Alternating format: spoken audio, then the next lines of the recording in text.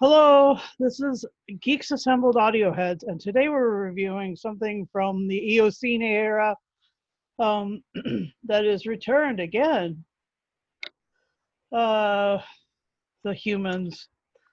They always call it the Silurians. I don't know why. They're not really actually called the Silurians by the Silurians.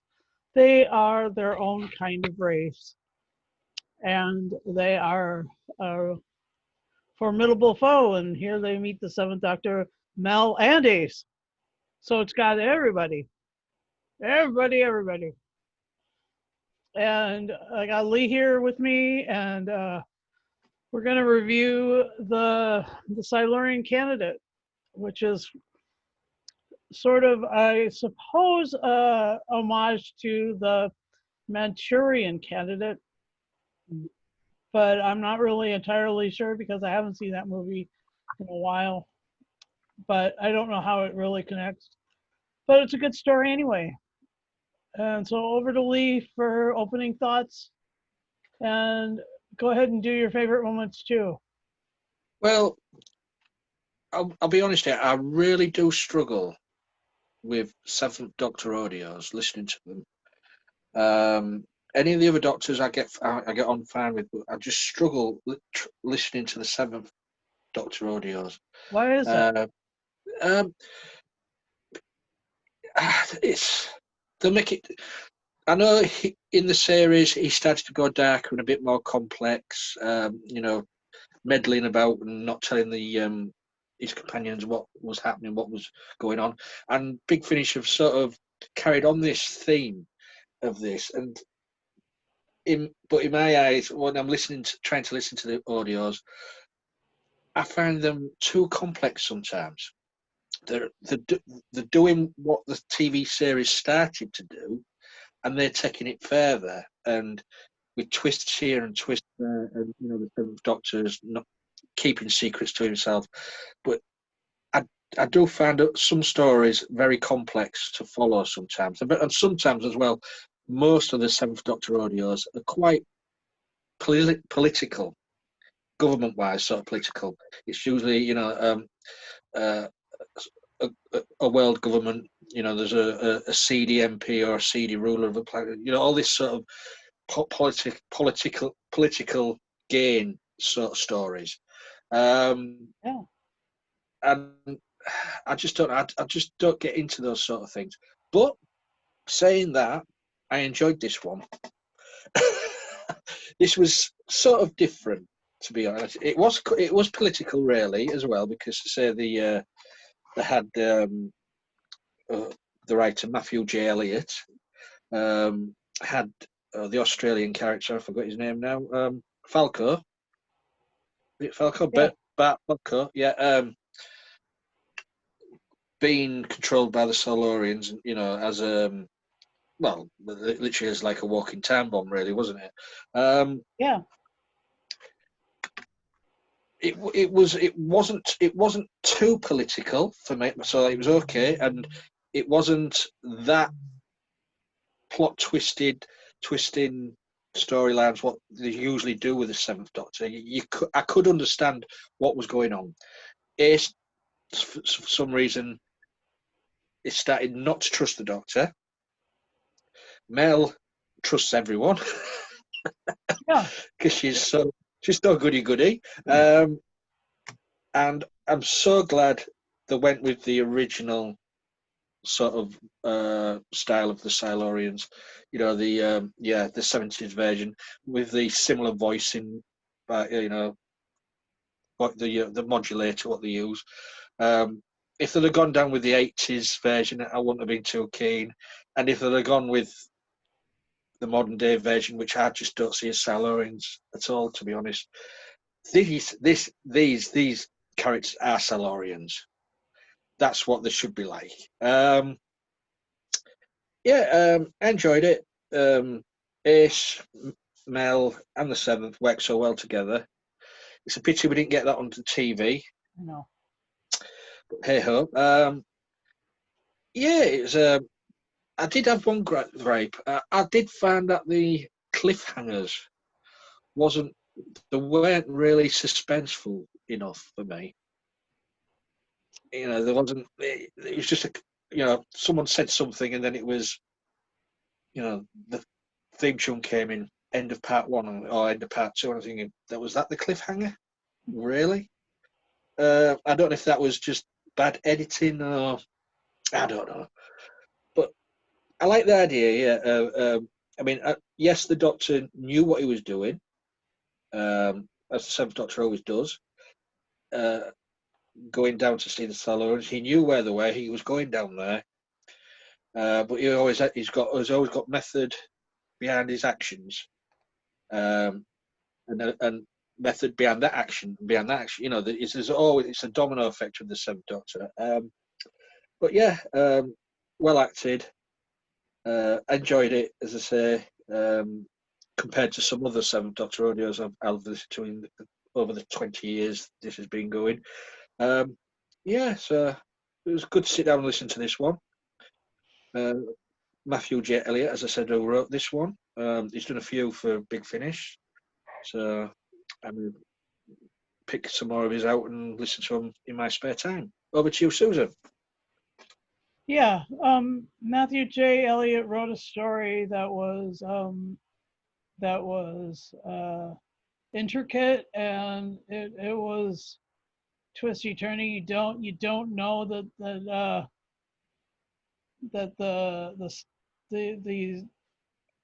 you know by the title that it's going to be about the Silurians, and that when you reach the elevator, it's actually going to take you down into their subterranean, rest home sort of place, retirement home.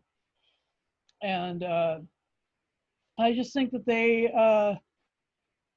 that the Silurians always seem to be, just this side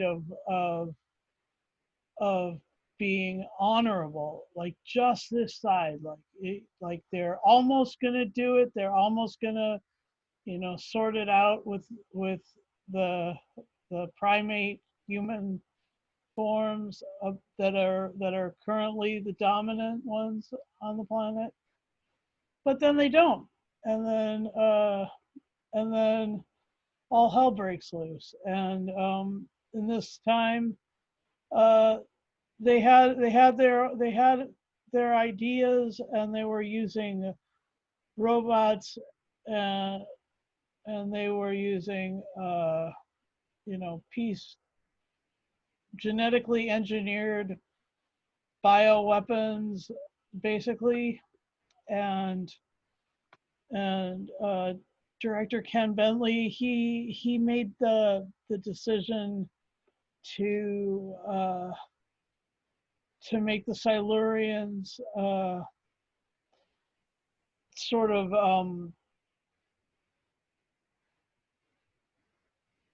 kind of a juggernaut, like an unstoppable force, basically. And that was an interesting decision. Um, the humans had robots as well. They were using created created robots to help them do like archaeology and scientific exploration, and um, and that was interesting. And then it turns out that let me see, let me go to the cast list. Um, yeah, the chairman Bart Falco played.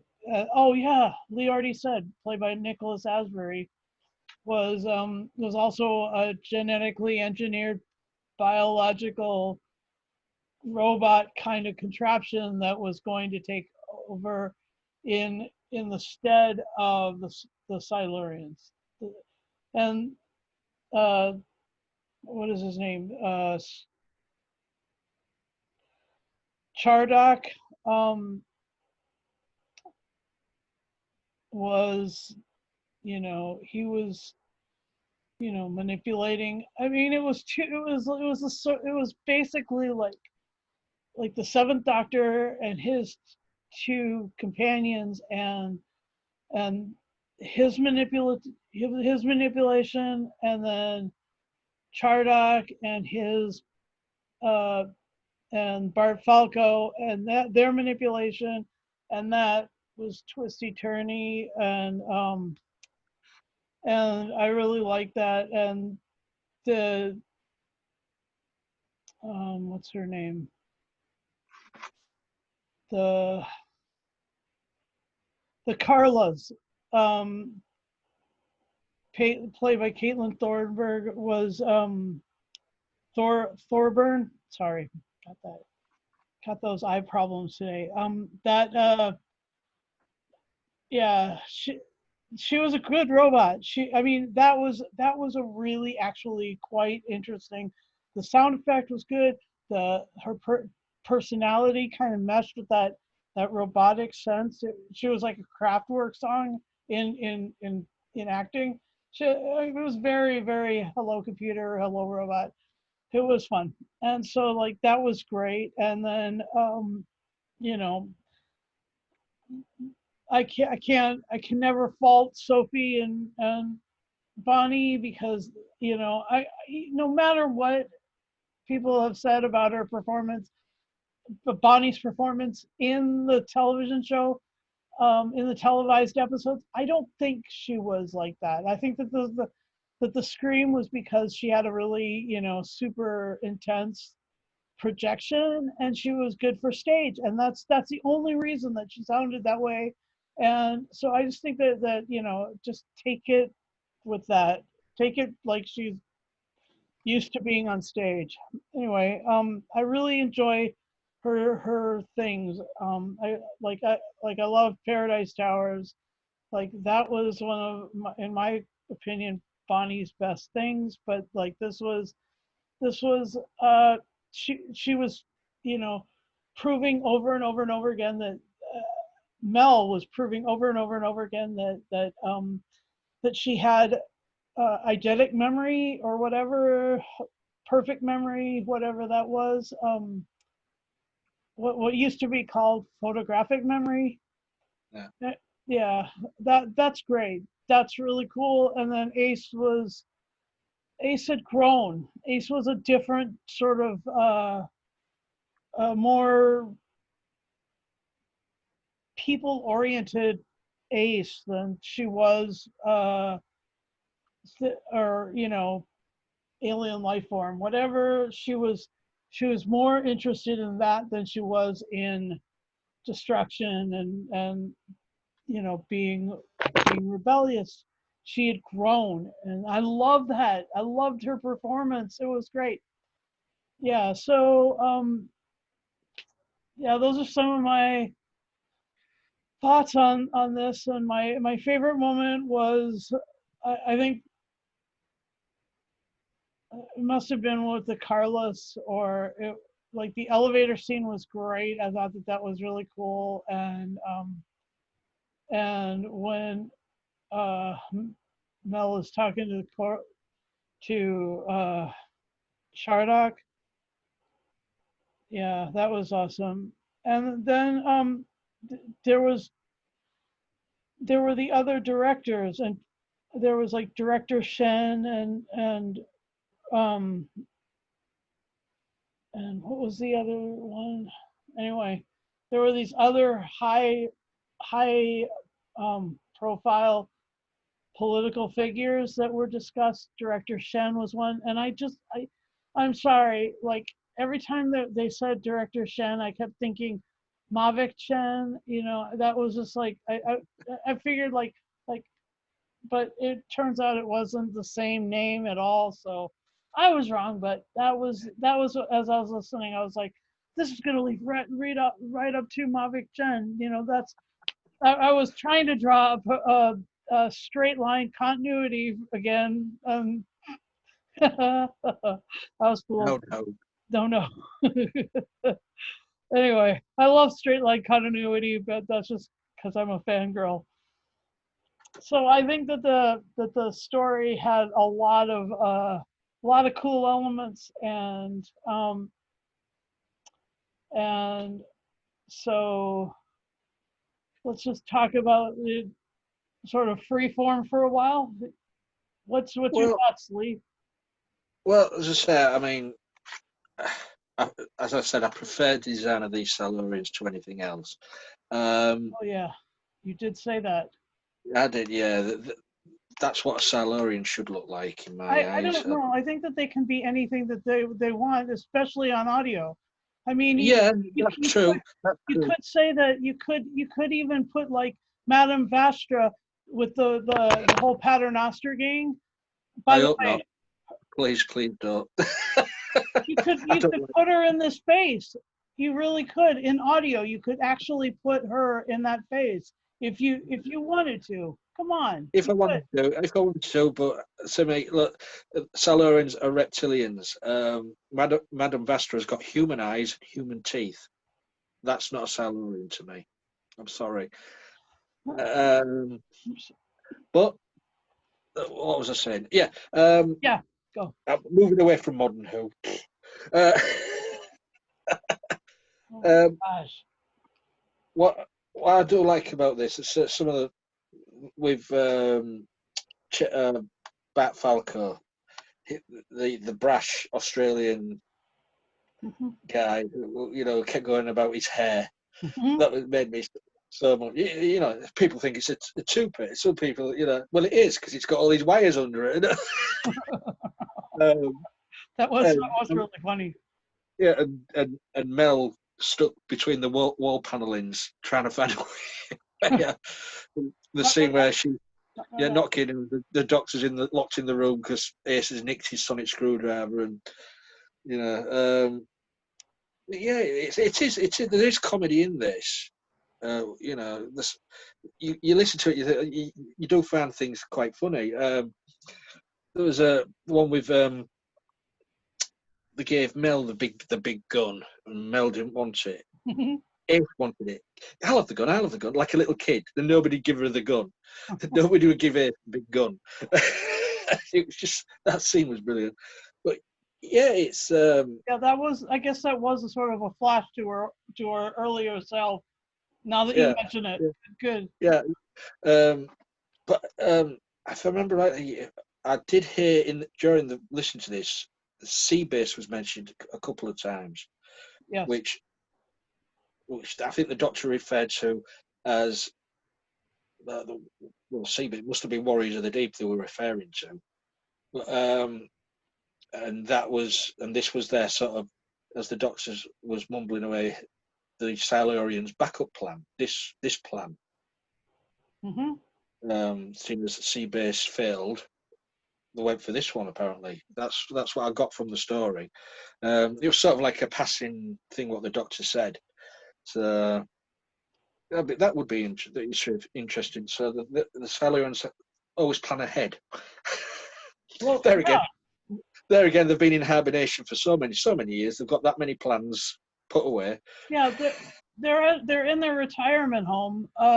You know, plotting the overthrow of humanity. That's just like the. Yeah, and this is the best dinosaur we have ever had in Doctor Who. it, Audio. it really was. It really was. But you could just imagine. I mean, the way the Doctor described, the high ceilings and Yeah, the citadel or what it was called. What oh yeah, because of the dinosaurs. because of their pets. The pets, yeah, the Yeah, dinosaurs. um, they were like pets. What do you mean? And then one came out the one came into the room with them. Yeah, but as I say, the cliffhangers didn't work for me. There just wasn't enough gravitas for the cliffhangers for me.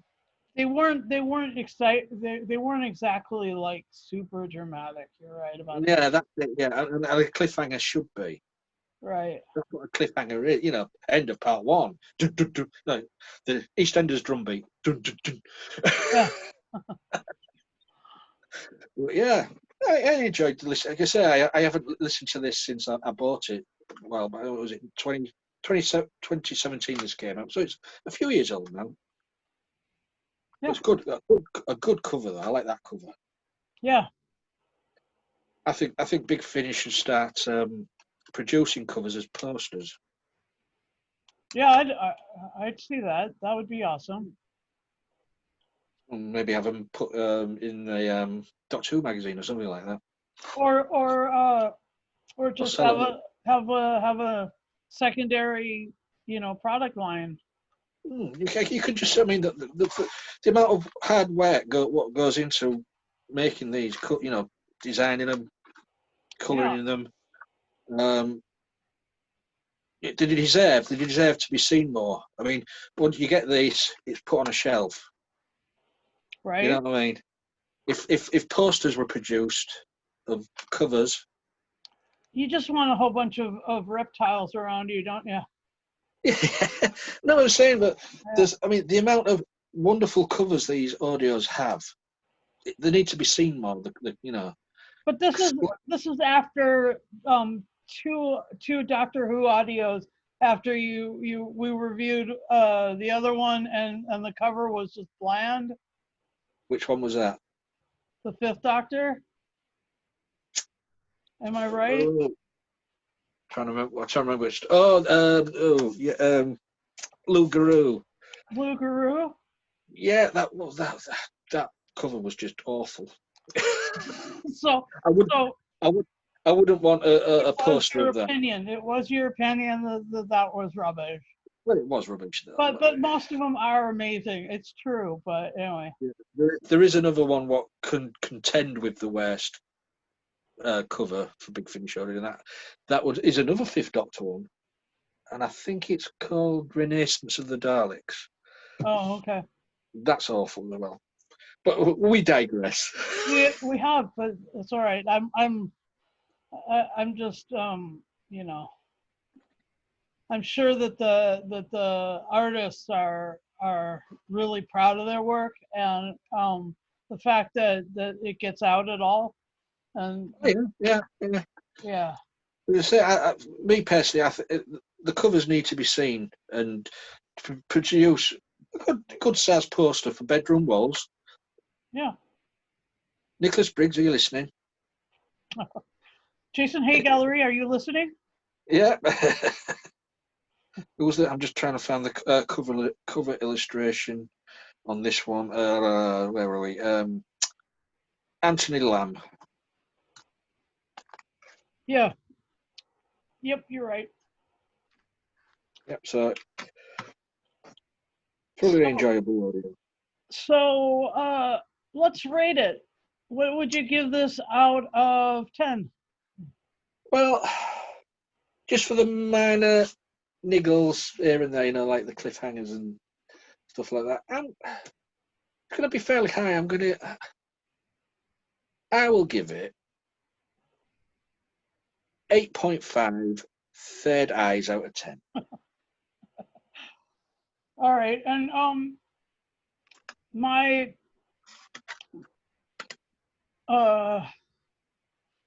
what would do you have any final say about it? It's. I mean, we don't often get Silurian audios from Big Finish, really. I can only think of 3 off the top of my head since they began in '99. Notwithstanding the Paternoster gang. Well, I don't even. Alec, Don't get me started on the podcast again. okay. Katrin and Nev and stuff. Yeah, wonderful actors, all of them, but it just doesn't do it for me. All right. Anyway, you're talking about the 1970s Silurians. There have only been 3 that you remember. I can think of, yeah. This one, Blood Tide. Blood Tide, yeah. I'm sure there's another one. Off the top of my head, it's gone. That's fine. Yeah. I believe you completely. I lump them all together, but that's because, Gestalt. um, I I notice you have a baby Yoda behind you, and you know he. Oh no, that's not a baby. That's a skull with a skull with. That's just a skull. It's a skull. I It's the sort of forgot. things I keep in my room. Never mind. I was gonna go somewhere else, but let's see. I will give this an 8 out of 10. Myself, I enjoyed it a lot. I really enjoyed the interplay of the the two Seventh Doctor companions together. Yeah. I liked I liked the idea that they were going to take over by making someone who was repulsive and could you know direct the world into a dangerous and horrible position, and then to, so that the that our ancient neighbors could take over. Um, I think that they did that right, and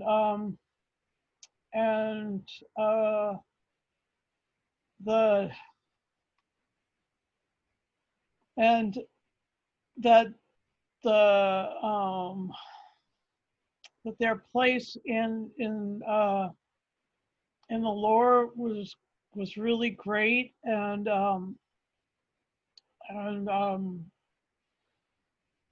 you know the brigadier had a really hard.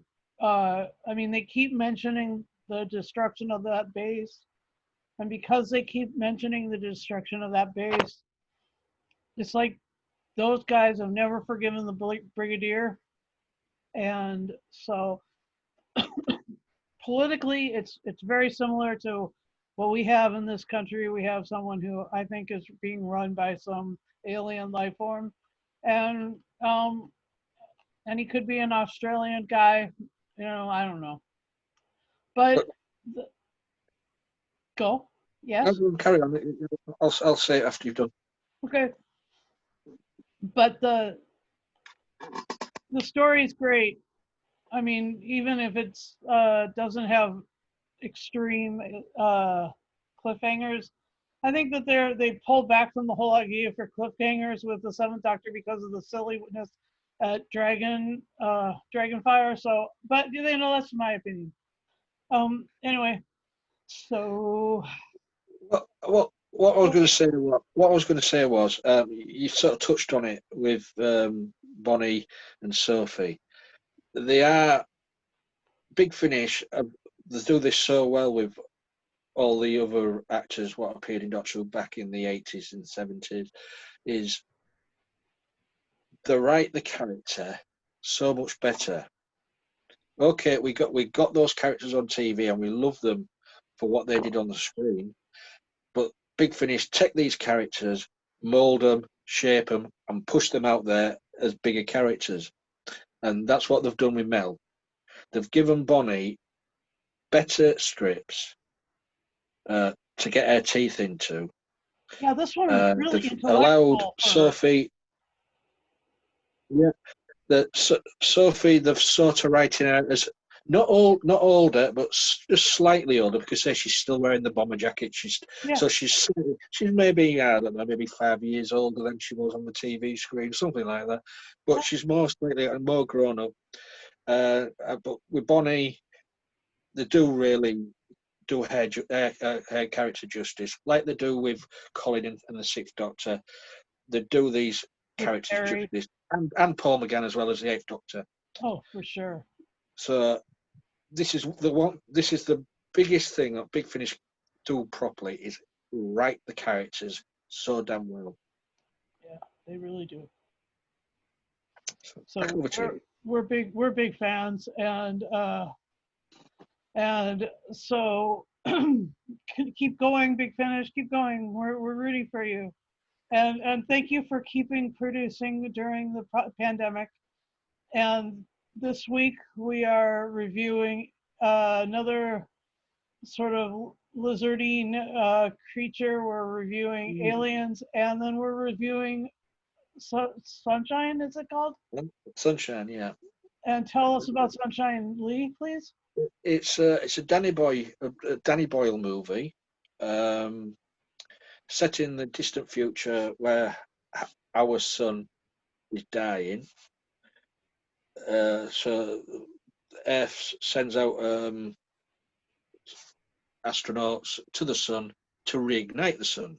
Oh, all right. Well, good.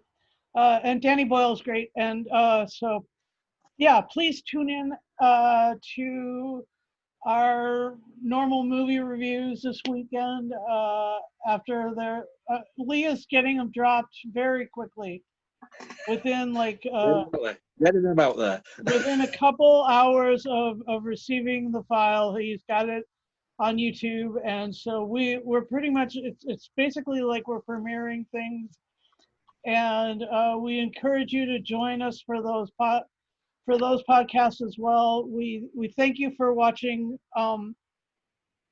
Audio Heads today. Thanks for enjoying our review, and thanks for liking and subscribing and hitting that notification bell, because you know we're at about podcast number 550 or so now, and we're pursuing a lot of different material, and we have gone so many places in our podcast, and we just encourage you to keep going and do share this widely, and just some shout outs for other people doing audio. Doctor Who audios is Graham McLaughlin and his Drunky G does Audio Who, and we just encourage you to listen to that too, because we're sharing the wealth, and they don't have many watchers and they don't have many subscribers, so go over there and subscribe to that and watch that, because we're at different places in rotations, and we don't review the same things that they review at the same time, so like you can like us both, and that's fine with us, because also Graham comes on our movie reviews, and so yeah. When he's not drinking. When he's not drinking. Oh my gosh. Anyway, I have a Silurian in my throat.